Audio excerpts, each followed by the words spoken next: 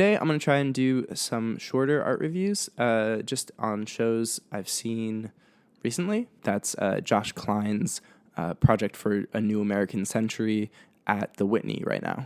So I'm just going to comment on Civil War, which is like the first room you enter as you're going through the exhibit. So when you enter the room that Civil War is in, the first thing that I noticed was the grayness of the room. There's like gray painted walls and a gray kind of high pile carpet.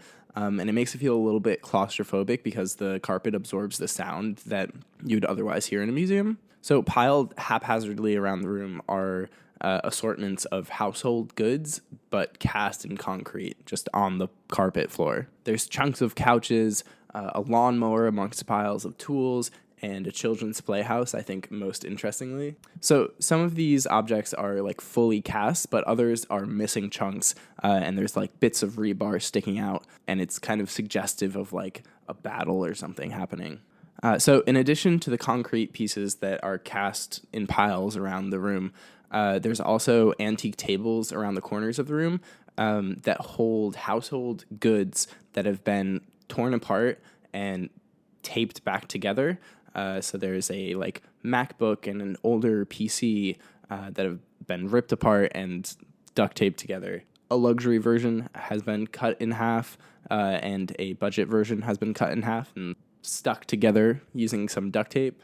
And these tables have contact speakers that emit a ticking noise. So what struck me the most about the work was the tactility of it. Like there's so many differences in texture going on from like the objects that are cast in concrete just sitting on the carpet, which is not something that we're used to seeing coating the floor of a museum. It also feels really gross to walk around in your sneakers on carpet. This is a shoes off household. There's so much playfulness with texture going on.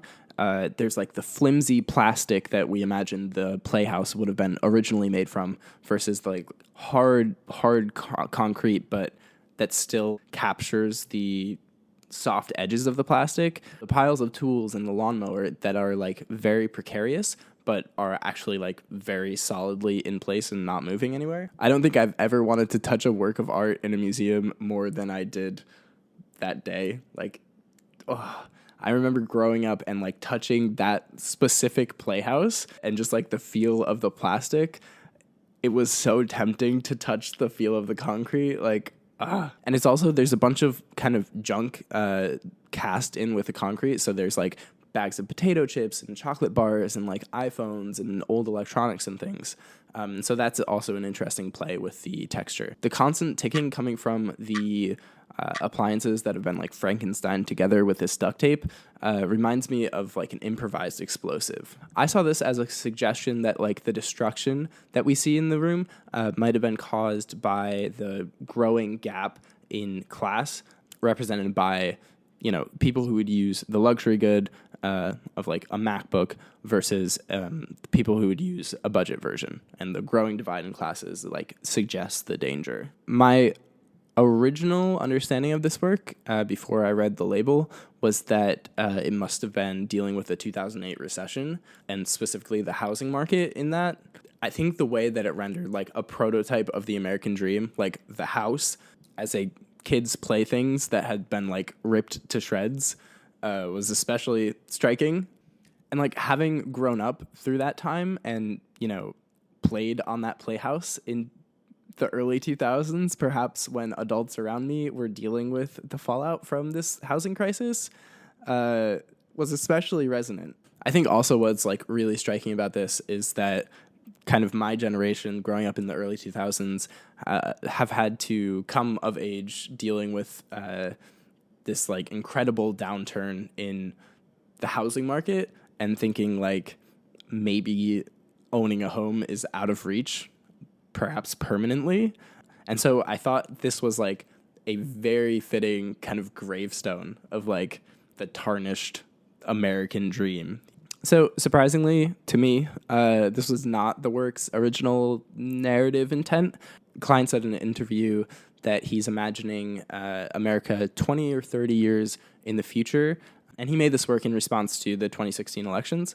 And so in an interview, he said he wanted to investigate the rise of far-right politics and authoritarianism in the wake of automation, basically. Civil war and unemployment are in a way looking at the history of the 1930s, in a country like Germany, and also the recent history in the 1990s and the 2000s and the 2010s in the United States, where you had the industrial working classes losing their factory jobs to both offshoring, but also to automation, to robots.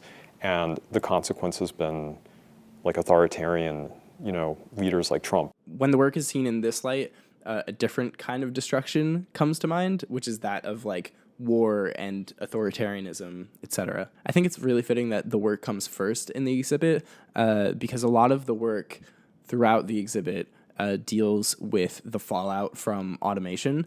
And so giving a worst case scenario of like destruction of the middle class, of the home, etc. I think it gives him a good background to fill with more hopeful visions of the future.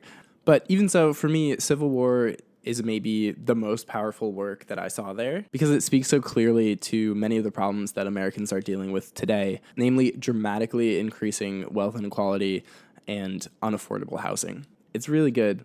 If you have the chance to see it, I think you should.